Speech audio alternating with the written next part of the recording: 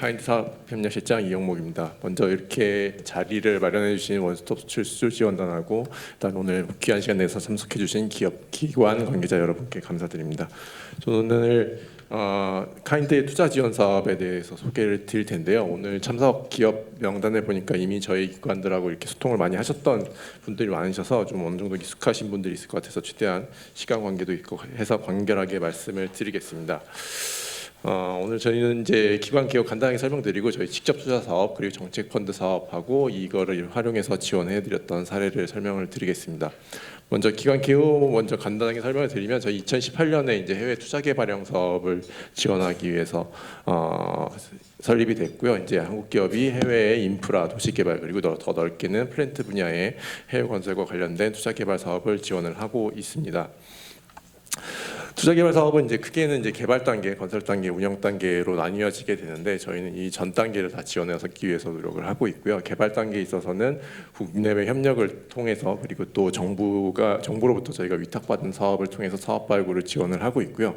이런 이제 정부 위탁 발굴 사업에 대한 부분은 이제 제 발표 이후에 다른 분께서 좀 더 상세하게 설명해 주실 거고, 이제 이렇게 사업이 발굴이 되면 사업 개발 단계에 있어서 이제 그 파트너링이라던가 그다음에 사업 개발비의 공동 분담이라던가 이제 사업 구조화라던가 이런 것들을 공동 개발사로서 같이 참여해서 지원을 하고 있고, 이래서 이제 타당성이 어느 정도 확인이 되면 저희 내부적으로 이제 직접 투자 승인을 통해서 직접 투자에 참여를 결정을 하고 또 필요한 금융 조달도 협상이나 계약 등을 지원을 해서 최종적으로는 투자에 참여를 해서 이제 건설 운영 단계에도 건설 운영 단계에 투자 집행을 함으로써 이제 운영 단계에서 나오는 수익을 통해서 회수하는 그런 지원 모델과 사업 모델을 가지고 있습니다.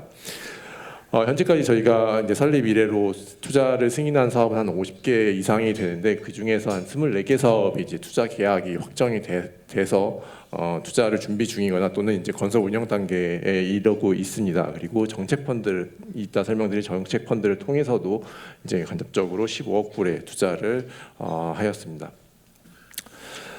다음은 이제 직접 투자 사업에 설명드릴 텐데, 직접 투자 사업은 저희가 이제 자체 자금으로 이제 투자를 이제 사업을 하는 이제 사업 지원 제도로서 저희의 가장 큰 이제 본업이라고 보시면 될 것 같습니다. 아마 많은 분들이 알고 계시는 부분일 텐데, 투자 개발 사업을 하게 되면 이제 특수 목적법인을 설립을 하게 되고 저희는 여기에 세 가지 형태로 투자를 합니다. 먼저 SPC의 주주로 참여하는 지분증권 투자 형태가 있고요.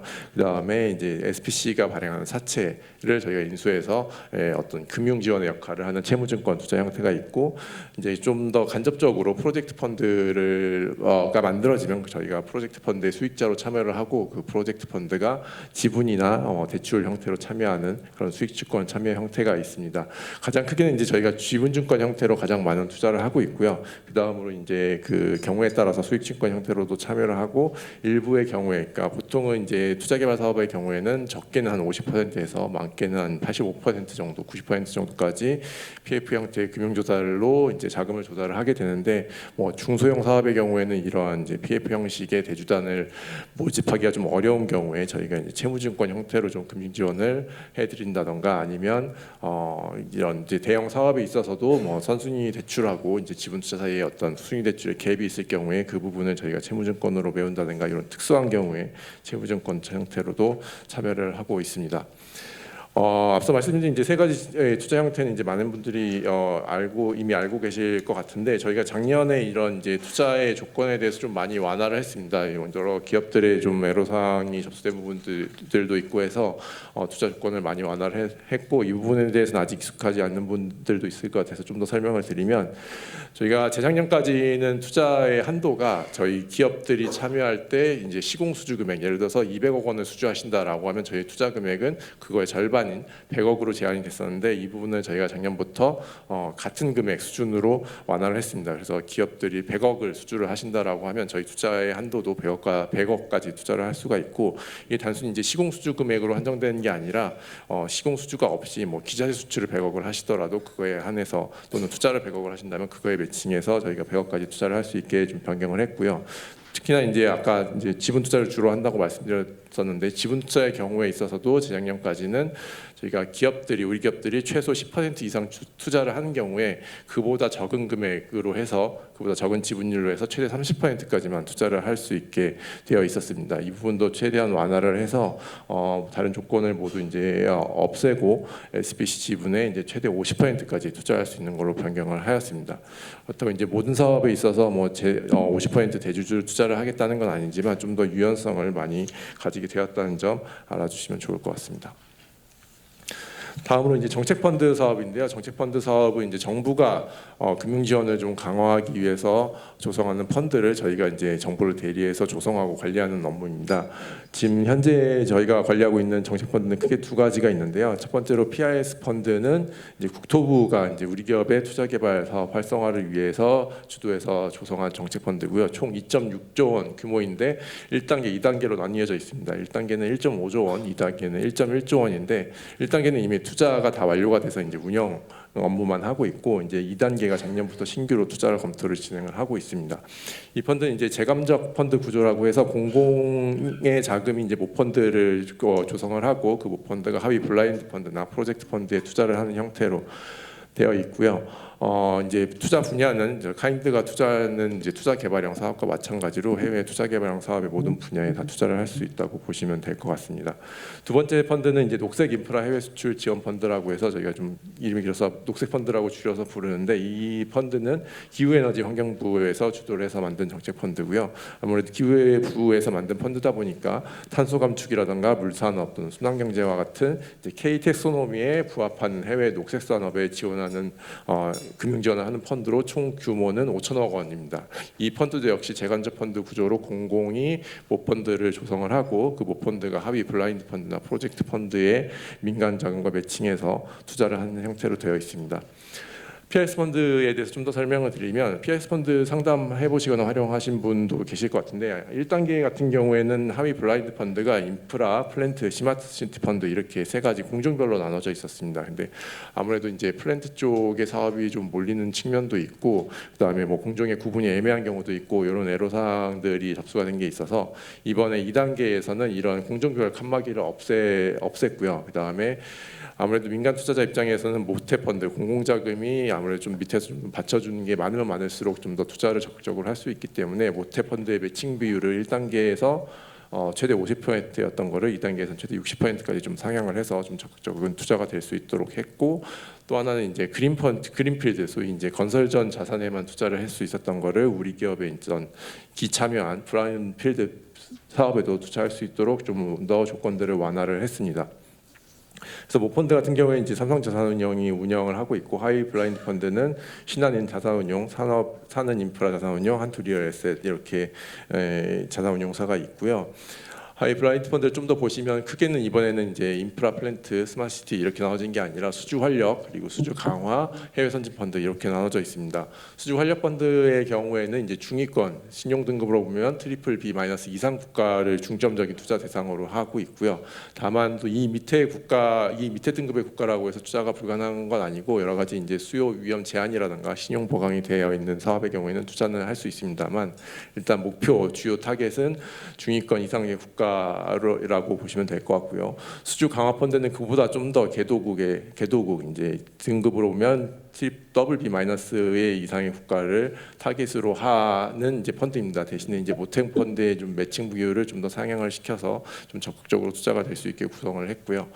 이 역시도 이제 BB- 국가에도 투자는 가능한데 앞서 말씀드린 이제 수주 활력 펀드와 마찬가지로 좀 더 이제 신용 보강이라든가 이런 장치들이 좀 갖추어지면 투자를 할 수가 있습니다.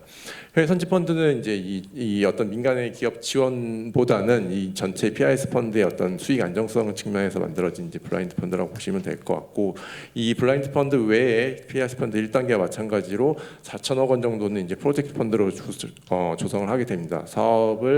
투자 사업을 이제 가져오시게 되면 이제 모 펀드의 운영사에서 판단을 하셔서 이제 프로젝트 펀드에 투자를 지원을 하게 되고요. 모태펀드의 최대 매칭 비율은 건별로 20%에서 40%로 되어 있고 어쨌든 1.1조 원이라는 규모를 맞추기 위해서 평균적으로는 한 31%의 매칭 비율을 가져가게 됩니다.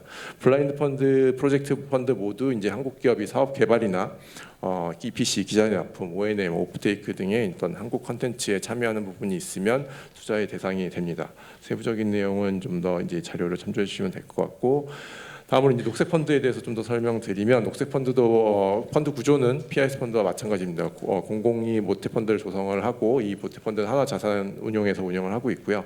하이 펀드는 블라인드 펀드 2개 그리고 프로젝트 펀드로 구성이 되고 블라인드 펀드는 하나 자산 운용 그리고 우리피 자산 운용 두 군데에서 운영을 하고 있습니다.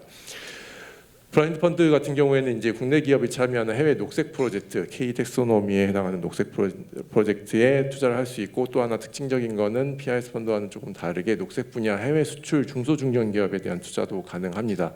지분 취득 및 기업 대출 등의 형태로 이제 투자를 할 수 있고요. 연간 매출이나 자본 규모, 녹색 기술 보유 여부 등의 심사를 통해서 하게 되는데 자세한 내용은 이제 각 이제 자산운용사에 좀 더 깊이 있게 상담을 해주시면 될 것 같고.